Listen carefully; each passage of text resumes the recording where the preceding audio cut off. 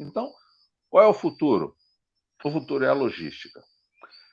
Dizem os entendidos hoje que a empresa do futuro vai ter dois seres nela, um homem e um cachorro. O homem está lá para dar comida para o cachorro, na indústria. E o cachorro está lá para não deixar o homem mexer na máquina. Hoje estamos recebendo Edgar Falcão, professor, educador, consultor, mentor, um cara com muita história, e vamos conversar, obviamente, sobre trabalho, sobre formação profissional e, é claro, o futuro e os desafios da automação e da inteligência artificial.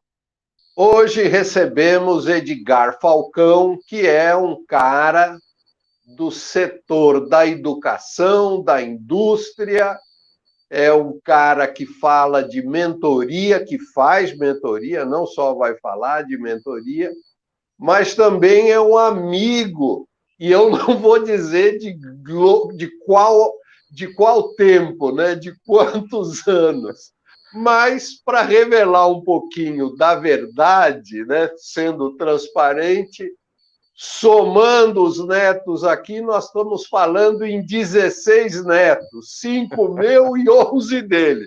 Então, é uma conversa de dois vovôs. Bem-vindo, vovô Edgar, que gostoso estar falando com você. Você diretamente de Atibaia, você é um privilegiado. É verdade. É um prazer estar com você, estar com vocês. Vamos conversar um pouco, falar um pouquinho aí do nosso mundo, bastante conturbado, né? Mas eu realmente moro no meio do mato, quer dizer, então estou vivendo. O que pode atrapalhar a gente aqui pode ser um pássaro, às vezes passa uma maritaca, às vezes os meus cachorros latem. Mas é um prazer conversar com você, Rony. Vamos tocar esse tema, e esse tema me apaixona. Quando trata que de delícia. pessoas. Você além de consultor hoje, você atua como professor, você já foi dirigente de universidade, você traz na sua bagagem um contato muito intenso com alunos, na formação, no desenvolvimento, na capacitação. Como você vê o mercado brasileiro? Nós vamos ter posto de trabalho para toda essa juventude que está chegando aí e aqueles que já estão trabalhando, né? Pois é, eu tenho uma preocupação muito grande com a universidade brasileira, porque ela, na verdade, não profissionaliza as pessoas de fato. Quando você imagina, vou me tornar um advogado, ok, você saiu de um status e foi a outro, você se formou em um advogado, eventualmente um médico, eventualmente um engenheiro, mas muitas das profissões delas não caracterizam uma profissionalização efetiva. Por exemplo, você pode ver um funcionário administrativo de uma empresa, ele faz um curso de administração e continua, muitas vezes, no mesmo lugar, porque a qualificação que a universidade está oferecendo hoje não difere muito do dia a dia da vida dele, daquilo que acontece. Ele até então, ele era um funcionário que cuidava da área de finanças, agora ele passa a ser um funcionário da área de finanças que tem um curso de administração, que muitas vezes é discutível o conteúdo que ele viu da faculdade com o conteúdo que ele trabalha na sua vida na sua vida profissional. Veja que interessante, é muito comum um técnico de contabilidade hoje trabalhando que quer fazer ciências contábeis, ele vai para a faculdade e o que ele vê na faculdade é muito menos do que aquilo que ele trabalha de fato. Nós temos algumas situações como essas, e quando eu falo isso, parece que fala, poxa, mas isso é generalizado? Difícil falar se é generalizado, mas eu posso lhe assegurar que isso acontece no nosso dia a dia. A faculdade não tem mudado a vida das pessoas. Nós temos aí algumas distorções grandes e ela poderia fazer muito mais. Eu digo isso depois de 10 anos dentro de universidades particulares, trabalhando e buscando, em tese, o crescimento da população. Nós estávamos agregando muitas vezes certificados.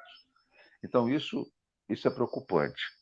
Mas nós estamos falando em termos de Brasil, quando a gente fala em termos de trabalho, a cerne das coisas hoje, elas estão, que são muitas vezes trabalhos repetitivos, a inteligência artificial está tomando conta.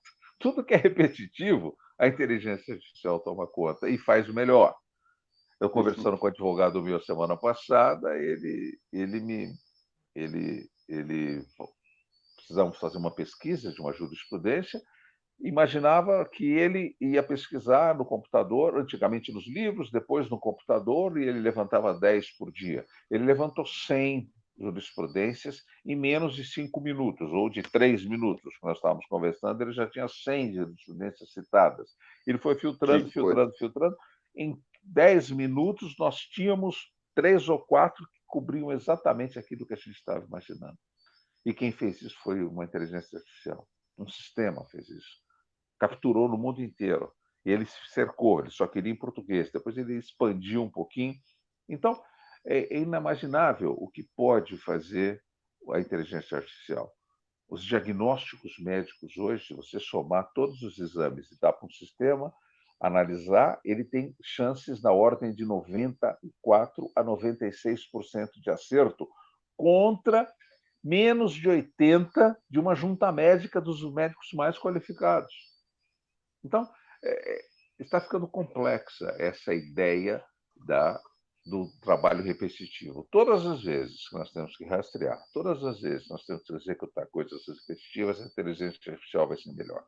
E ela não tem 13º, não cansa, não precisa ir no banheiro, não tem fome, faz nada, ela trabalha 24 horas por dia. 24 horas, segunda a segunda, né? Segunda a segunda, sem parar. Agora, por outro lado, o homem está expandindo para as bordas. Profissões novas são criadas praticamente todos os meses. Hoje é comum você ter uma empresa procurando um especialista em impressão 3D. Poxa vida, ele quer um especialista em impressão 3D. Ele não está procurando nem um engenheiro, nem um advogado, nem um médico. Ele está procurando um ser que entenda de impressão 3D. Então, veja que nós estamos falando agora em especializações em conteúdos, em equipamentos, em sistemas que são agregados rapidamente à cerne da inteligência artificial.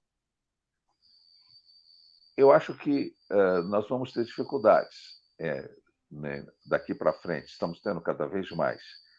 Essa inteligência artificial esta impressora digital que veio para o mundo, na Europa, nos Estados impressora 3D, que veio para a Europa, para os Estados Unidos e para o Brasil, deixou 1 milhão de desempregados na Tailândia, porque as peças que compunham computadores, que compunham, etc., que eram fabricadas lá, agora são impressas aqui. Eu fui ao dentista, ele pôs lá um negócio na minha boca aqui, foi para o computador, precisava fazer uma coisa. Enquanto ele conversava comigo, a impressora fez a peça. Ele ajustou, pôs, eu fui embora. Em 2 horas eu estava com uma nova coroa, um novo dente, etc. Não passou mais pelo ortodontista, pela moldagem, pelo não sei o quê, não tinha mais nada disso. Aí a gente vai imaginar e falar quanta gente ficou pelo caminho nesse momento. Entretanto, existem coisas que não vão poder ser cobertas. Nós vamos ter que imaginar a área de serviços. Os serviços todos é onde estarão os empregos. A indústria absolutamente vai prescindir do homem. E já faz tempo, hein? Sim, me interrompe, porque eu falo bastante. É para falar, é para falar. Então, tá bom. Porque, veja bem, se você voltar lá na primeira Revolução Industrial, 1789, naquela época, no final na época da Revolução Francesa, etc., quando a máquina a vapor apareceu, foi um caos no mundo. Os empregos acabaram. acabaram os empregos. O homem vendia a força dele, agora era substituído pela máquina a vapor, acabaram os empregos. Foi quando nasceram os primeiros sindicatos. Se você estudar a Revolução Francesa, você vai ver que as coisas começam a se ajustar naquela época, nessa primeira revolução. E é interessante observar que os homens, o que aconteceu? Eles tiveram que sofrer um aprimoramento. Houve um desemprego em massa. Uma máquina a vapor que não dependia mais que substituía 10, 15, 20, 50, 100 homens, Sim, bastando um ou dois homens para um ou dois homens simplesmente para abastecer a máquina. O sim, resto sim. era deixa que vai. O que aconteceu com a segunda Revolução Industrial? Quando veio a segunda Revolução Industrial, o que aconteceu com os Correios naquela época? Porque eu mandava mensagem para você e alguém ia levar. Aí inventaram um tal de um telefone. E não sei se você sabe, parece uma coisa ridícula, mas antes do telefone foi inventado, antes de se passar voz pelo telefone, se passava uma imagem. Imagina, o fax foi inventado antes do telefone. Só que alguém Antes do falou: não, esse negócio telefone. de passar imagem não serve, é melhor passar voz. Aí esquece o assunto, voltou 100 anos, quase 100 anos depois. De fato. Então, o que acaba acontecendo é que a invenção do motor a combustão e a eletricidade, etc., que ficaram 30, 40 anos dentro dos laboratórios até que fossem para o mercado, realmente começaram a mudar as coisas de uma maneira absurda. Se você voltar em 1889, 100 anos da Revolução Francesa, houve uma feira em Paris que foi exatamente a inauguração da Torre Eiffel. Foi Da a Feira torre, do Conhecimento, e todos os países estavam lá, inclusive o Brasil tinha lá um estande. E aquilo estava iluminado, eletricidade, havia telefone para se falar de um lugar. Enfim, então o MIT da época talvez fosse ali a Associação dos Cientistas de Londres ou qualquer coisa do tipo, assim, aquela fonte de conhecimento. E ele foi fazer o discurso de abertura,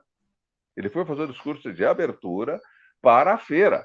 Então ele sim. falou: eu aqui abrindo esta feira do conhecimento com a energia elétrica, o telefone, o motor a combustão, e ele fez lá uma descrição de todo o conhecimento. Ele falou: isso eu fico muito feliz com tudo isso, mas muito triste em pensar que com essas invenções todas, muito pouco restará para as gerações futuras. Quer dizer, veja você a realidade que ele observou ali e a bobagem, entre aspas, que ele falou, mas que não era bobagem aquele dia. E nós estamos começando a viver isso, porque se a gente andar mais um pouquinho na história, aparece a linha de produção. E a linha de produção, que na verdade fez com que houve é uma coisa de Henry Ford.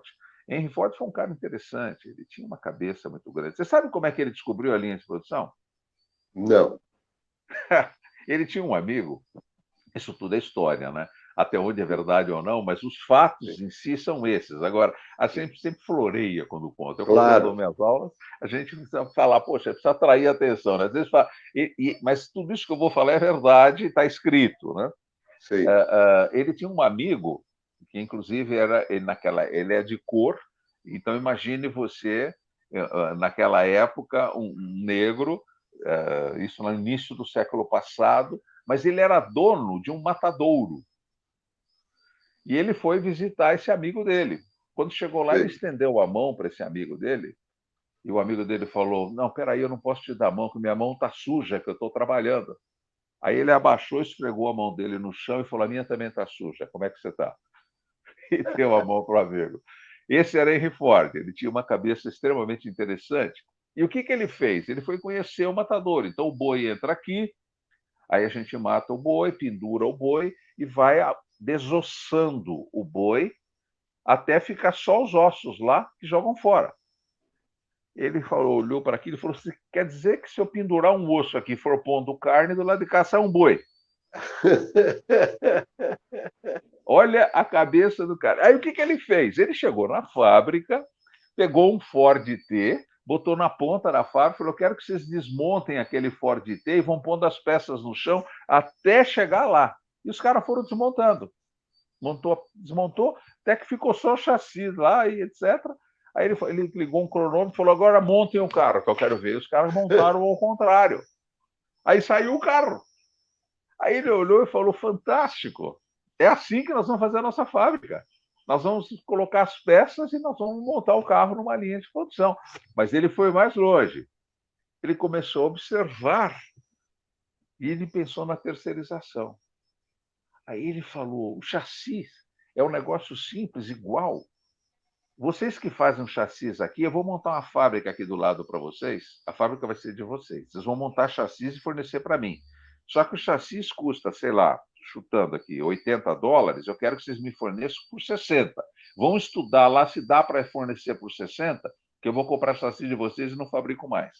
Os caras estudaram, falou. E ele especificou tudo. Especificou o chassis, especificou a caixa do chassis, ficou tudo especificado.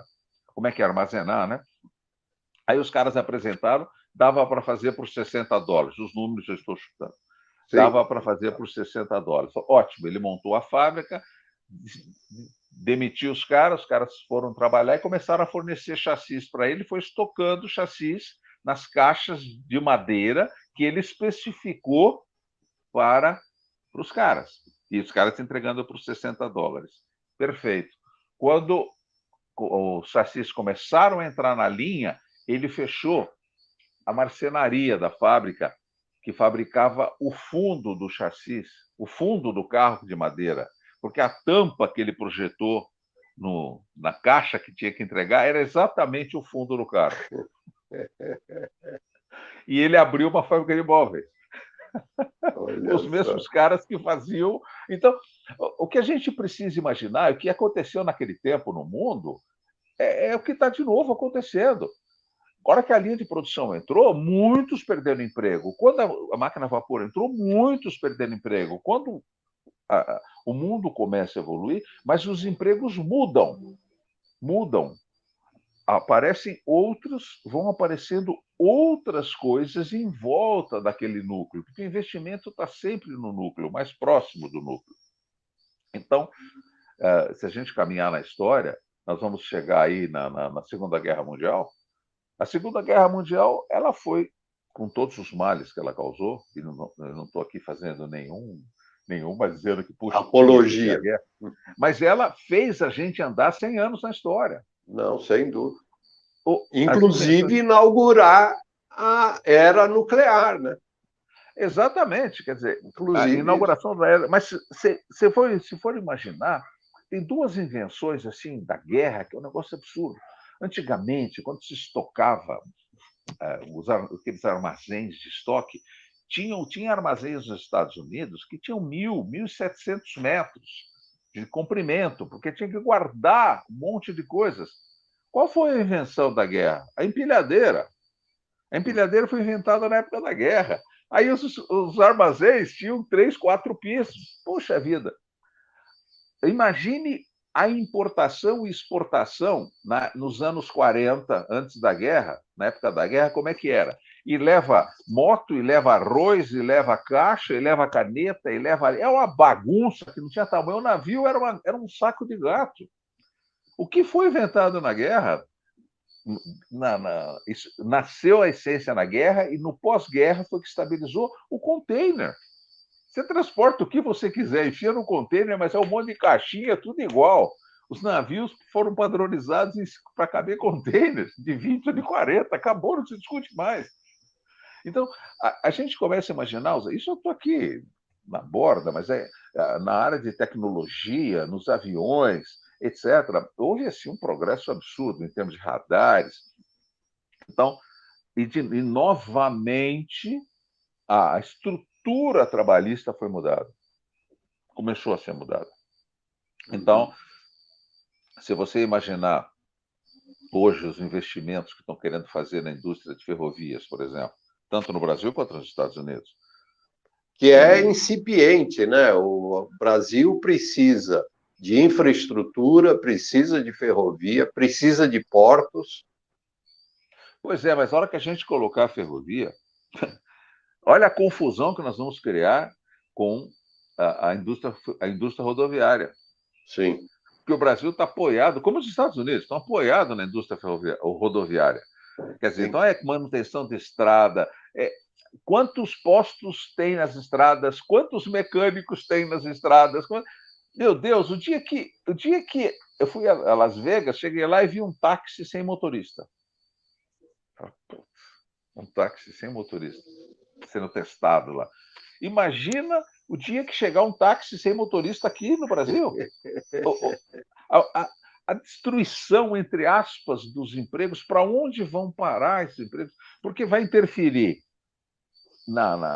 o carro autônomo, ele vai interferir na indústria dos seguros, ele vai interferir Sim. na indústria mecânica, ele vai interferir na indústria de sinais de trânsito, etc. Tudo isso vai deixar de ser, daqui a pouco, ter um carro é que nem ter uma bicicleta. Eu tenho. Na própria distribuição, né? Os Exato. concessionários, porque pouca oficina vai demandar, você conserta o carro, né? Hoje a gente estava ouvindo aí, teve um recall da Tesla e a obrigação do proprietário era deixar conectado na internet, como a gente faz quando atualiza a Microsoft. Então, eles Exatamente. atualizaram, resolveram o problema do recall. E o motor tem o problema, você vai lá e troca o motor. É, é. Então, é, agora, é interessante, a gente precisa. Existem, né, não é o nosso objetivo aqui, mas há prós e contras em tudo isso, na Não, parte com certeza. dessa utilização, etc. A verdade Inclusive, toda. Edgar, uma coisa que vira e mexe a gente traz nas conversas é a renda básica universal. A gente lembra do Suplicy, porque essa é uma grande discussão nos Estados Unidos e na Europa, o famoso UBI, né? Universal Basic Income. Todo mundo está atento a isso, e a pandemia trouxe uma experiência para a sociedade americana do envio dos cheques, né, para as pessoas poderem, quer dizer, o Bolsa Família foi aplicado lá, envio de cheques pelo governo, né? Pois é, existem fundos já, dinheiro não falta para isso. O que falta, na verdade, pelo que eu pude observar, é o processo de distribuição. Porque o pobre nos Estados Unidos é um, o pobre no Brasil é outro, o pobre na Tailândia é outro, o pobre na África do Sul é outro. Em que termos, como é que se ajusta em termos de que se seja, a que valor estamos falando e a quem Sim, estamos falando, sim, de quem estamos falando. sim. Então, as pessoas que foram marginalizadas, porque não existem mais um posto de trabalho que ele possa desempenhar, é verdade, isso pode acontecer. Mas existem coisas ainda vinculadas ao próprio homem que, muitas vezes ligado eventualmente à área de serviços, que ainda podem fazer parte, vamos dizer assim, ainda podem estar contribuindo, mas o futuro não é dos mais promissores. E não adianta você imaginar que hoje a gente pegue uma quantidade de pessoas que elas vão se atualizar para que possam entrar no mercado de trabalho, vão fazer um curso para entrar no mercado de trabalho. Não, não é possível que todo mundo se atualize, todo mundo esteja num nível mais adequado, hipoteticamente, em termos de conhecimento profissional, para estar disponível. Não haverá isso para todo mundo. Já se pensa, como você citou, numa situação de buscar uma estabilidade no mundo, fazendo com que pessoas sejam mantidas, que um mínimo de vida seja dado para as pessoas, porque ela não vai poder mais crescer dentro da cadeia. Sim. Mas isso é catastrófico. Quando você pensa nisso, fala, meu Deus do céu, o que é que pode ser feito a respeito? Mas sobrou muito ainda, porque nós temos que imaginar que a gente começa a retornar ao passado. Houve um período na história do mundo em que não havia crises. Não havia crises por vários motivos. A primeira delas é que ninguém ligava para a tal da crise. Se você imaginar que alguém foi dormir na noite de 31 de dezembro do ano 70, o ano 70, só para dizer, foi o ano que João teria escrito Apocalipse. Ano Sim. 70. Ele Falam costuma ter. 90, né? Falam mais É, perto do fim do. mas Mas eu estou falando ali. além dos anos 70. Exato, 31 de dezembro de 70. E acordar em 1º de janeiro de 1300, ali na Europa, ele não vai perceber. Terão passado 1230 anos e ele não percebe. Vai passar uma carroça, ele vai ouvir o ferreiro batendo, ele mora. O mundo estava praticamente numa situação de estagnação.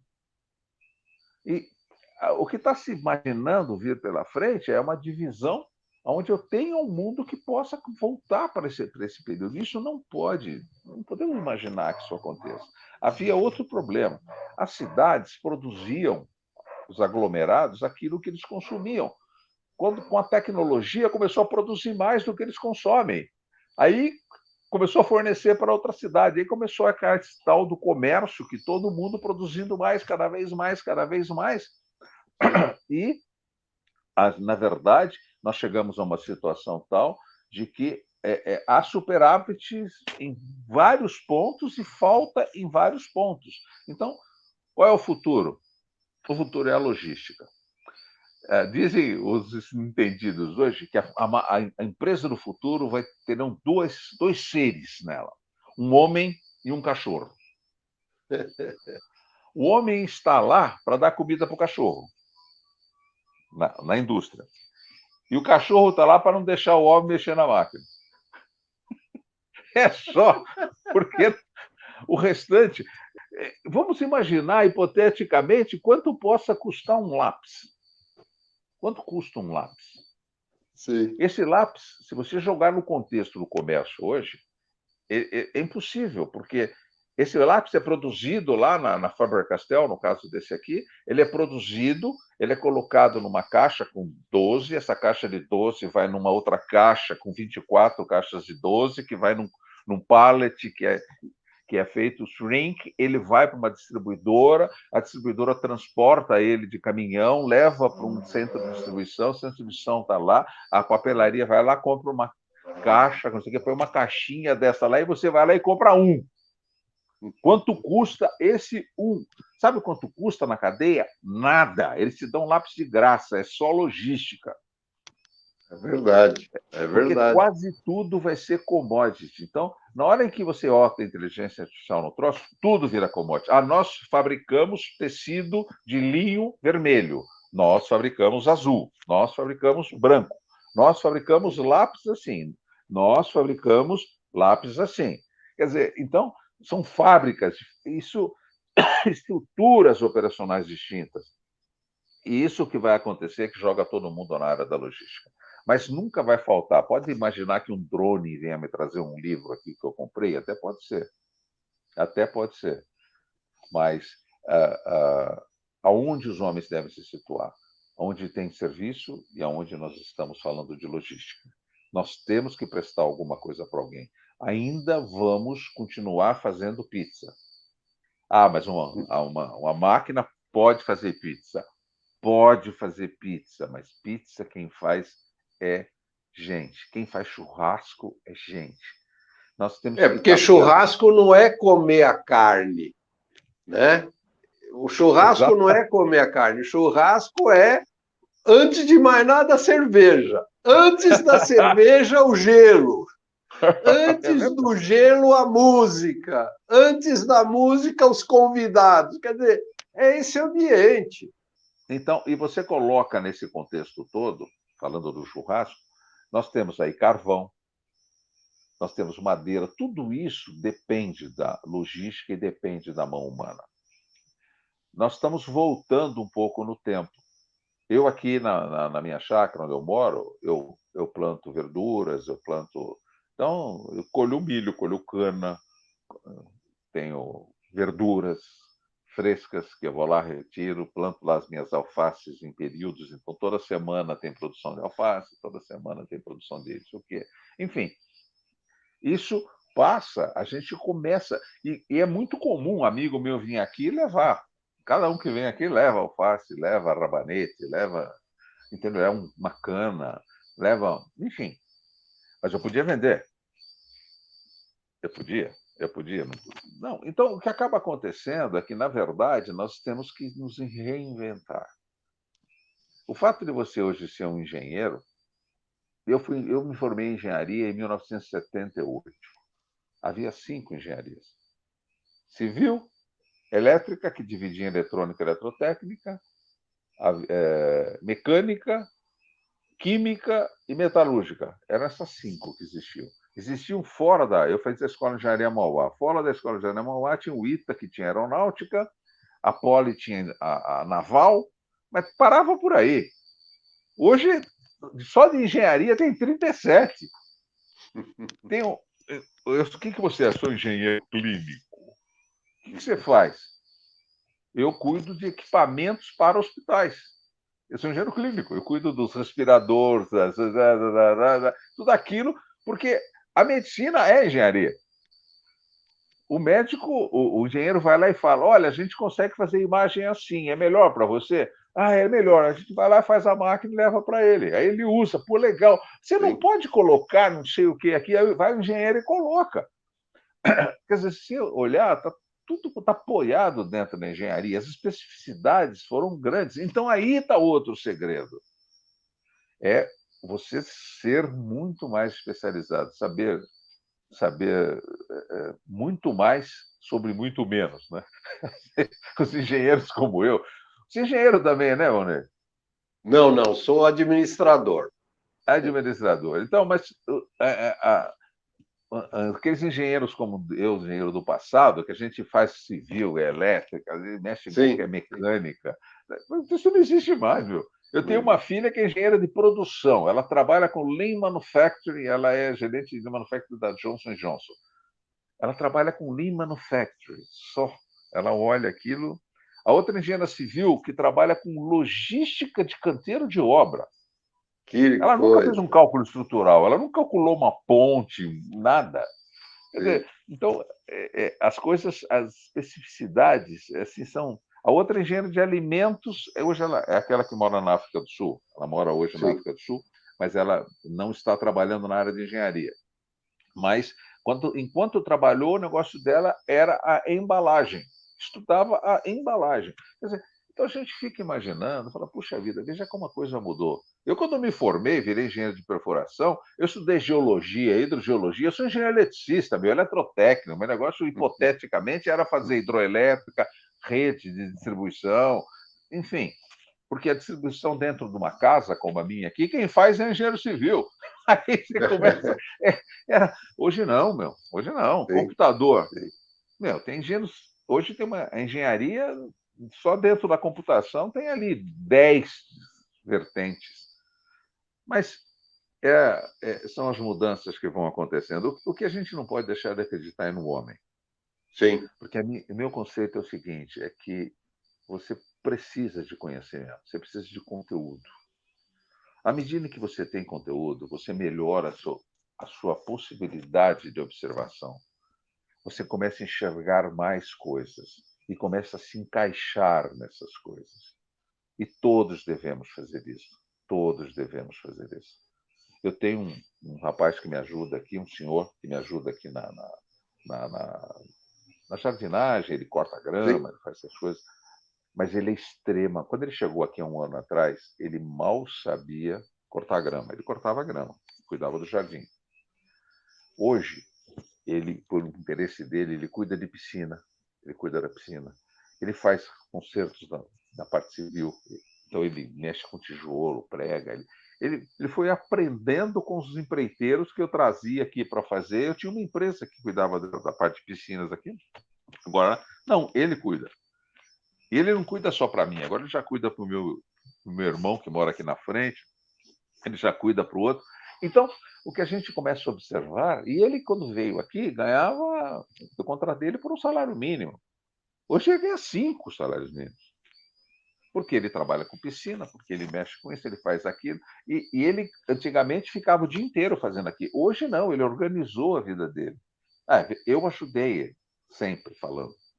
No meu trabalho de mentoria, uma das mentorias que eu fiz é com o meu jardineiro aqui. Eu falei, vamos acertar a sua vida. No teu site, na internet, fala assim, clientes atendidos. Está lá o nome do seu Está lá jardineiro. o seu Antônio, meu jardineiro. Então, essas Muito coisas... bacana isso. Essas coisas eu entendo que sejam importantes. As pessoas que querem, que precisam, elas têm que ir atrás do detalhe. Para enxergar o detalhe, precisa conhecimento. Uma das coisas que eu incentivo a todos é a leitura. Uma leitura, uma literatura efetiva. Eu não estou falando de livros de autoajuda. Se você imaginar hoje, livro de autoajuda, eu não estou dizendo que não ajude. Mas se existisse metodologias fantásticas, 5 passos para a felicidade, todo mundo era feliz. Não é assim. E rico. E rico. Rico. Agora, eu entendo sim que dos 5 passos que ele possa dar, um pode falar, pô, esse troço aqui é interessante, e você pega aquilo e aquilo e você acha outros 5 e constrói uma teoria ou um modo uma heurística própria, né? Própria uma e leva a coisa para própria. frente. Mas, por outro lado, existem caminhos que já foram traçados, que já andaram. Entender os homens, as pessoas, assim uma arte. E você, passando a entender, você começa a contribuir mais. Eu sempre costumo brincar com a contradição humana. Né? Os paradoxos, né? Imagina o jeito que você fala. Eu nem te conto. E tá louco para contar. E você conta tudo. Eu vou te contar. E você não conta nada. Parece uma piada isso, mas esse é um exemplo claro das nossas contradições. Essas contradições que nós temos, que muitas vezes fazem com que a nossa vida comece a ficar complexa, e muito mais complexa do que é. Então, na hora em que você começa a entender determinadas coisas, entender como nós funcionamos, isso vai ajudar. Deixa eu te fazer uma pergunta. Eu estou me alongando, posso até fugindo do tema, mas está ocupando o espaço que foi lhe dado. Você já leu um conto de Machado de Assis que chama A Igreja do Diabo? Não, esse eu não. Machado de Assis tem vários livros ali, ó. Ali eu tenho toda a coleção de Machado de Assis. Machado de Assis, ele escreveu um conto que tem 6 páginas, 5, 6 páginas. Ele conta a história da Igreja do Diabo. Diz o diabo que ele estava sendo injustiçado. Ele foi perante Deus e falou, estou sendo injustiçado. Porque o Senhor constituiu uma igreja lá na Terra, onde todos vão à igreja. O Senhor tem vários milhões de seguidores, e eu não. Eu sou um pobre diabo. Eu vim aqui para lhe comunicar que eu vou abrir uma igreja. Aí Deus olhou para a cara dele, teria olhado para a cara dele e falou, ok, se é isso que você quer fazer, faça, ué. Vai lá, abre sua igreja. E o diabo veio cheio de vontade e fundou a Igreja do Diabo. A Igreja do Diabo tinha todos os requisitos que os homens queriam. Ali a libertinagem solta, sexo livre, avareza, adultérios, estava tudo liberado, era assim a Igreja do Diabo. E a igreja proliferou, cresceu pelo mundo, e o diabo estava feliz lá com todo o empreendimento dele, até que um dado momento ele começou a observar com mais detalhes. Ele descobriu que na calada da noite, escondido de todos, aquele cara que era extremamente avarento lá, ele estava ali dando comida para os pobres. Aquele marido adúltero estava lá pedindo desculpa para a esposa, se pedindo perdão, ajoelhando no. Aquele cara da libertinagem estava lá. Ele falou, mas não é possível que esses caras na calada da noite estão fazendo isso. E ele ficou indignado, foi diante de Deus, falou, isso é um absurdo, veja você, eu fiz tudo o que eles queriam, olha o que eles estão fazendo. e etc. e tal. E Deus, segundo o Machado de Assis, teria olhado para o dito cujo e começou a dar risada daquela ira satânica. Falou, meu amigo, eu deveria ter dito a você, mas você não ia acreditar em mim, mas bem-vindo às contradições humanas. Quer dizer, na minha igreja, na calada da noite, eles fazem isso. Na sua, é assim que a banda toca, não muda nada. Nós somos assim. Então, quando a gente olha para as pessoas, nós temos que olhar para nós e imaginar que nós somos pessoas cheias de contradições. Nós queremos muitas vezes as coisas, nós queremos um trabalho, mas o que você está fazendo de fato para isso? Você vai passar a falar, olha, eu realmente concordo com todos, eu estou desempregado, mas eu li que é verdade, todo mundo está desempregado. Não é verdade. Não é verdade. Você tem que achar os seus espaços e, para isso, você tem que se preparar. Mas para quê? Não sei. Comece a se preparar, comece a pensar, comece a olhar as coisas, os detalhes, e são nos detalhes que você descobre. São nos detalhes. A pandemia transformou esse condomínio aqui num business absurdo. Aqui moram 3.500 pessoas, mais ou menos. No tempo da pandemia, que ficou tudo fechado, etc., etc., cada um fez uma coisa aqui. Então, você comprava pizza de um, hambúrguer de outro, comida do outro, o outro vinha cortar a grama, o outro vinha cuidar do cachorro, o outro levava cachorro para passear, o outro lavava carro, o outro... Meu, ninguém mais saía do condomínio. A comida era feita aqui dentro. Alguém, uma meia dúzia, 10, sei lá, 20, não sei quantos, iam para a cidade, compravam as coisas, faziam as comidas aqui, distribuíam para todo mundo pagava. Criou-se, adaptou-se, as pessoas enxergaram as necessidades. Enxergue as necessidades, olhe para as necessidades, porque é ali que vai estar a sua oportunidade de mudança. Agora, a gente fica esperando. Não, mas eu já pus o meu nome no LinkedIn, eu estou aguardando aí, eu falei com o Red Hunter. Pô, a banda não vai tocar desse jeito. É você e mais 100 mil que fizeram isso. Agora, a solução muitas vezes está muito próxima de você. E pode não ser exatamente o que você quer naquele momento, mas pode ser a semente de uma coisa muito maior. Então, muito bom. O meu irmão aqui começou, junto com a esposa dele, a fazer comida para vender naquela época. Na época do... Hoje eles têm uma rotisserie. Oh. Veja você, agora está tudo tranquilo, porque agora ele tem uma rotisserie. Ele é engenheiro, mas as obras pararam. Ele perdeu o emprego. É o engenheiro que virou torta. Tem o engenheiro torta. Que virou suco, que tinha na Paulista.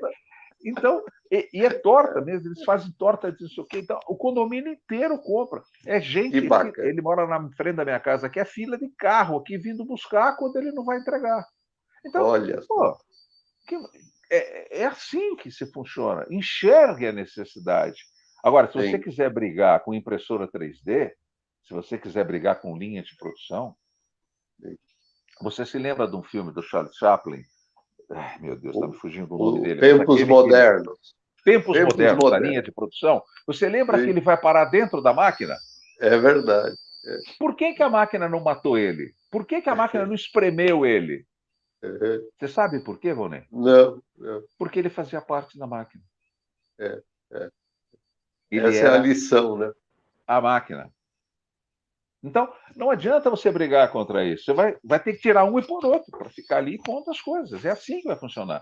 Se você quiser sair fora, abra os olhos. Enxerga o detalhe. Enxerga o detalhe.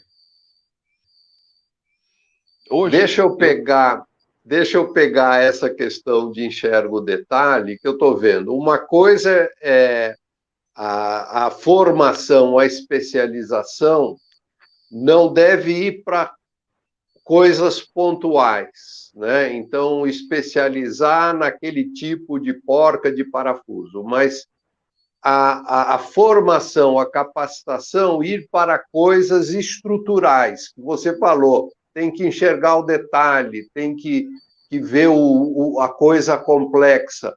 Então, seria isso, quer dizer, para a pessoa enfrentar o inverno que está chegando, que vai transformar o meu ambiente de trabalho, a minha demanda na minha profissão. é eu estar me estruturando para essa mudança que vai ter algum tipo de demanda, né? É verdade. Então, e todas as frentes são válidas. Se você quer se especializar em engenharia espacial, construção de foguetes, etc., você não vai conseguir mais se especializar em foguetes. Você vai ter que se especializar em alguma coisinha do foguete ali, e é melhor que você se especialize naquilo que tem menos gente. Mas isto é válido, e as coisas não são excludentes. Por outro lado, você está no mundo o tempo todo. Você está no mundo o tempo todo, olhando, acontecendo. Você viaja, vai, volta, você está procurando. Abra seus olhos. Prepare-se para atender a necessidade que você enxergar. Você vai enxergar uma necessidade. Vai. Eu estou dando um exemplo claro aqui dentro do meu condomínio, mas hoje em dia eu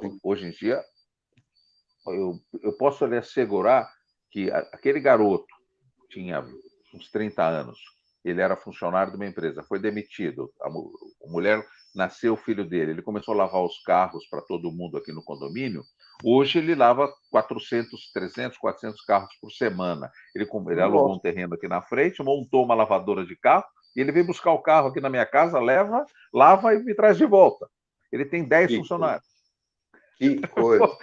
Ele era um funcionário administrativo de algum lugar. O que eu quero dizer é que a solução está no problema que a comunidade tem.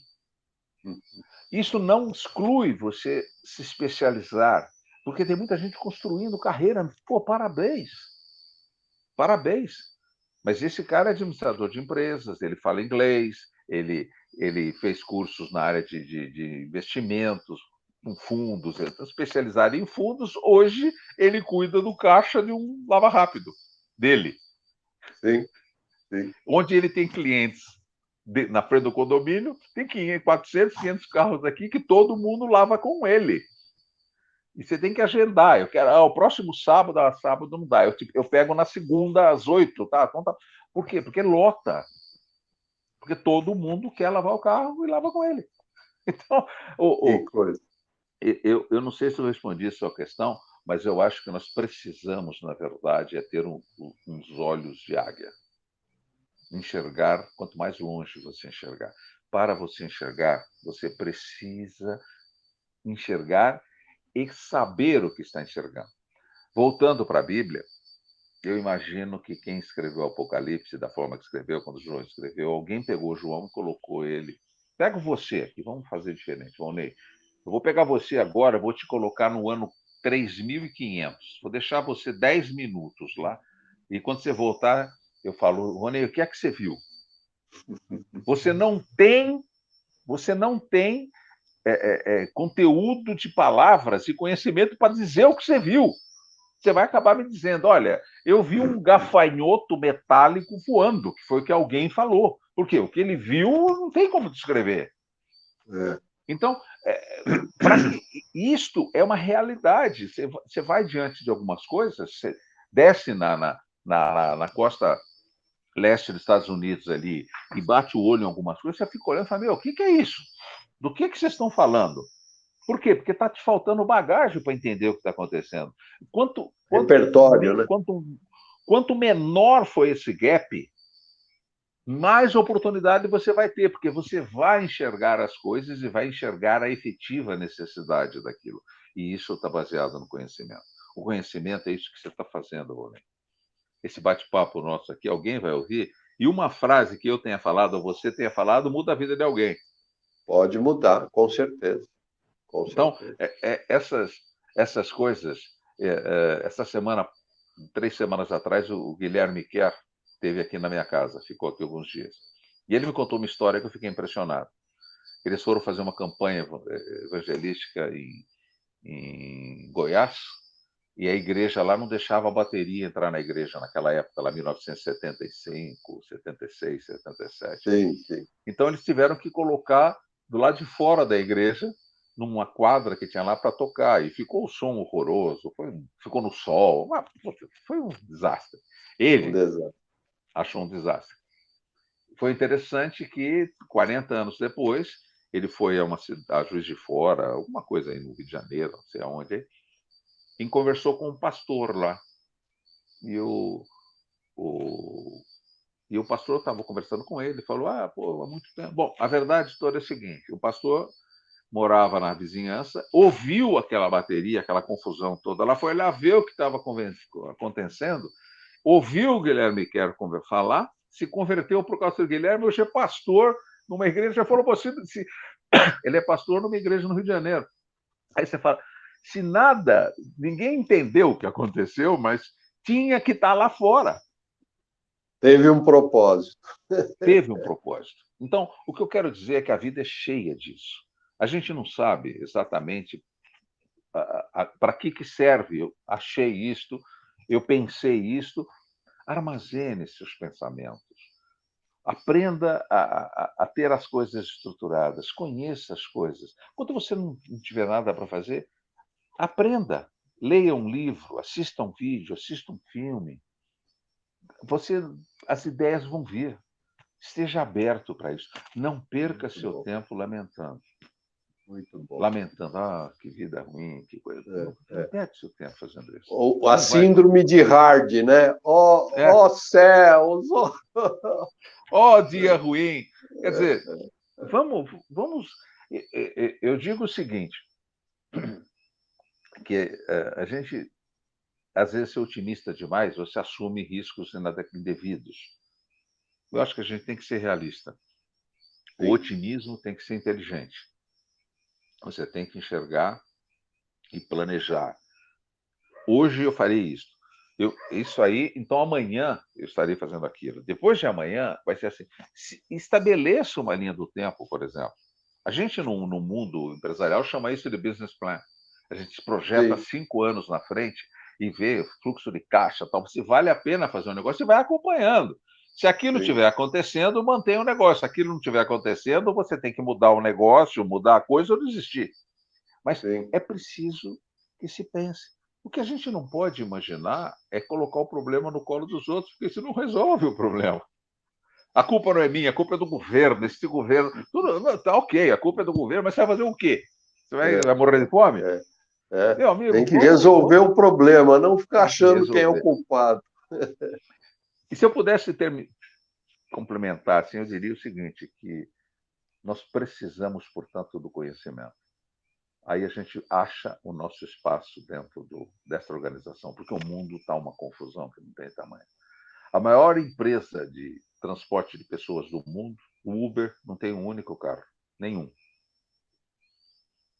O Uber tem Sim. 40 funcionários no Brasil e fatura Uhum, 2 vezes o SBT, que tem 4 uhum, mil. Então, a gente fica imaginando, falando, pô, isso é louco. Aí, se a gente ficar pensando exatamente só nesse ponto, o que eu vou fazer? Vou impedir o Uber de entrar? Não, não tem uhum. como. Não existe É, como é, fazer isso. O que é. você tem que fazer é pegar o seu espaço e ver para onde ele migrou. Porque que ele existe, ele existe. Sim, sim. Você precisa ir atrás dele. E para isso você precisa de conhecimento, você precisa de novas ideias, você precisa se interessar. É assim. Muito bom, muito bom. Edgar, estamos chegando ao fim desta nossa conversa, Opa! mas com certeza eu sei que a gente vai voltar a conversar, porque tem muito papo, tem muita coisa boa para compartilhar, e isso é muito precioso, muito valioso, eu agradeço. Que recomendação você daria a quem hoje está buscando isso que você falou aí, ó, ficar esperto para as mudanças, para Para o detalhe. esse tsunami que está acontecendo no mercado? Eu diria que ache um ponto para investir nesse momento, ache um ponto. Se você é um administrador, se você é um engenheiro, se você. Enfim, ache um ponto e persiga este ponto. Isso é imprescindível. Mas abra um espaço grande para que você possa conhecer outras oportunidades. Traga para você conhecimentos que, em tese, podem não agregar neste exato momento. mas em algum momento você vai enxergar alguma coisa, e essa alguma coisa que você vai enxergar, aquele conhecimento vai falar: "Puxa, acho que está aí, essa é uma ideia". E você vai começar a achar outros pontos focais, ok? Olha, isso que está atrás de mim aqui é conhecimento puro. É conhecimento puro. Eu utilizo bastante do meu tempo lendo, tentando Fantástico. entender o que as outras pessoas têm a falar no mundo. Esse é o meu conselho. E você vai enxergar mais, vai clarear, você vai começar a observar as oportunidades. É assim Muito com o meu bom. jardineiro. Não, esse exemplo é Antônio, né, o jardineiro? O nome dele é Antônio, Antônio, do seu jardim. Antônio. Então, o seu Antônio é um exemplo fantástico, quer dizer, não importa a idade, não importa a sua formação prévia, sempre é momento para desabrochar, para realmente você ser muito mais, né? Você Exatamente. pode ser aquilo que ainda você não é. Isso aí a gente ouviu na última conversa que eu tive aqui no canal. É isso aí. Muito bom. Edgar, eu quero te agradecer. Edgar Falcão tem aí uma bagagem, um repertório de histórias, de casos, de análise do mundo que realmente nos enriquece. E eu espero, assim como eu fui enriquecido, que você que está nos assistindo também tenha sido. Meu muito, muito obrigado, Edgar, por esse tempo e vamos estar juntos em outros momentos. Estou à sua disposição, Rony. Um prazer enorme falar com você e falar com as pessoas que te ouvem. Tá bom? Estou à Muito bom, disposição de vocês. muito bom. Muito obrigado. Valeu.